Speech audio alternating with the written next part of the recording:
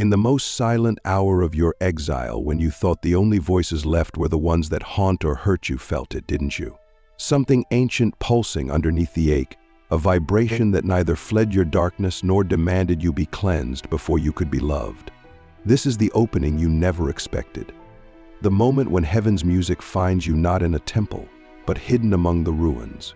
We, the dark chosen, are not called to escape our shadows, but to transmute them, bringing the highest frequencies down into the depths, creating miracles where others see only exile. You are about to witness the revelation that heaven is not spatial, but vibrational. And when you embody these 7 frequencies, angelic power, the first frequency is fierce honesty with yourself. This is not the sanitized truth of polite society, but the radical willingness to see yourself without mask or pretense. In this vibration, you admit your betrayals, desires, anger, jealousy, without shame or justification. It's not confession as punishment, but revelation as liberation. When you stop hiding from your own darkness, a new dimension of freedom cracks open. Only by becoming brutally honest do you create the resonance for real transformation. Ask yourself now, what is the hardest truth you have yet to admit, and what is the secret longing or grief it conceals? Imagine the world you could build if you made peace with your whole self instead of just your polished surface. The second frequency is radical compassion, extended not after perfection but right in the heat of contradiction. When you can look at your battered, questionable, or unlovable parts and still cultivate gentle understanding, you start to override the old contracts of shame and punishment. This energy is not passive, or enabling it is active. Relentless acceptance, a hand reaching back to every castaway fragment. In sustaining compassion for yourself, you shatter the spell that your wounds must be hidden, and you become a walking permission slip for others to heal in your presence. There's a hidden alchemy here. When you forgive your own shadow, you simultaneously unlock the prisons around those you care about. Who have you judged, either in yourself or others, that is most in need of your soft gaze now? The third frequency is devotion to creative transmutation. As a dark chosen, if you do not turn pain into art, loss into wisdom, or fear into fuel, your own gifts will turn against you. Devotion means you treat every upheaval as sacred raw material. This is not escaping hurt, it's bowing to its mystery, asking, what new form of beauty can I forge from what I most wish was not here? When you consistently channel your rage, sorrow, or confusion into creation, you discover a hidden engine, one that connects you to a force that can pull heaven down through the root of your deepest hell. What practice of creation could become your daily ritual for lightning to strike? In what medium, voice, word, movement, work might your shadow find its real use as an offering? The fourth frequency is revolt against spiritual bypassing. Heaven descends not for those who pretend, but for those who stand unafraid in the storm. You refuse to use affirmations to paint over rot, or positive thinking to deny suffering that demands to be felt. Your refusal is sacred. You become an activist on the inner planes, refusing shortcuts in the easy path of denial. Through this, you model the courage to feel rather than escape, and this honesty cracks open a doorway for authentic grace to arrive. Ask yourself, what emotion, history, or social mask do you most want to bypass? How might your willingness to feel it all, the holy and the hellish, be the catalyst for your most profound peace? Click subscribe to this channel to get more profound insights. The fifth frequency is commitment to sacred boundaries. For the dark chosen, boundaries are not acts of isolation, but holy recognition of where your soul ends and another begins. You learn to feel when your energy is being drained, when old traumas are being replayed, or when you're being called to guard your softness fiercely. True boundaries allow heaven to organize inside you. They are the container in which the divine can fill you without leaking into chaos. Holding these limits is not about rejecting others, but about ensuring your sacred fire can burn clean and gentle instead of veering into resentment or martyrdom. Where have your boundaries been violated? And where have you perpetuated this by abandoning yourself? What would it look like to make your limits as sacred as your dreams? The sixth frequency is the willingness to stand alone.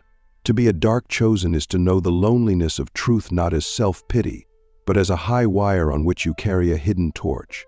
You do not cling to belonging if it costs you your authenticity. You let solitude become a crucible where your own voice grows unmistakably clear. and you allow the pain of separation to become your training ground for deeper connection. In aloneness, you become a transmitter, pulling frequencies from the unseen and learning to trust what only you can hear. Who are you when no one is watching? And what new message are you here to deliver to the world that could only come from your wilderness? The final and perhaps most transformative of the 7 frequencies is fierce willingness to serve something greater than yourself, even in the midst of your darkness. When you choose to be a vessel for the sacred even with doubts, scars, and a history that others might not understand, you become a true alchemist of reality. Serving takes many forms. Sometimes it is the bold decision to follow the call of your life's purpose. Even if it isolates you, sometimes it's the quiet, humble act of helping someone else while expecting nothing, not even recognition. This frequency is magnetic. As you surrender your ego's agenda for personal glory and instead ask, how can I use who I am, exactly as I am, to bridge the world above with the world below? You begin to pull heaven more fully into the ordinary fabric of earth. Consider what you would do if your only job were to deliver a piece of heaven's mercy or wisdom into the heart of earth. To walk as a dark chosen one is to carry a paradox of longing and belonging. Each frequency you activate becomes a new instrument in an unseen orchestra, creating harmonies that can only arise from the honest union of light and shadow. We must abandon the fantasy that heaven is reserved only for the pure or the victorious. Instead, heaven flows to the brave, those who transmute shame into sacredness, who turn silence into song, who find meaning where others find only emptiness. With every honest reckoning, every act of radical self-forgiveness, every choice to endure aloneness or set a fierce boundary, the veil thins and the miraculous seeps into your days. The darkest night yields new frequencies, colors, and possibilities unavailable to those who persist in denial. Is it possible that your deepest pain is not only a doorway, but also an altar where the divine can most clearly land? We often think the world needs more positivity or more purity, but in truth, we need more frequency holders, those rare souls willing to let themselves be tuned by every frequency, high and low, beautiful and rough. You are already called, but what remains is to answer at a cellular level. To live in such a way that your every act, word, and breath becomes a portal for the unseen to become seen. This isn't about escapism or spiritual pride. Rather, it demands the day-by-day, breath-by-breath commitment to naming your pain, loving your humanity, listening for the song beneath the noise, and refusing to pretend. Each time you go into the dark with your eyes open and return with a handful of new frequencies, you bring a patch of heaven closer to the earth's aching surface. Practically, you can cultivate these states through ritual, setting aside moments each day to check in, breathe honestly, and welcome whatever arises. Create a space to admit what is real, not what is expected. Offer your rawness, your silence, your rage, or your hope as acts of prayer. Practice boundaries even with your own old stories about who you were or must be. Support others who walk this unlit path, share your testimony. Listen without judging and remind each other that the dark itself is not an exile but an invitation to initiate the world's next octave of beauty.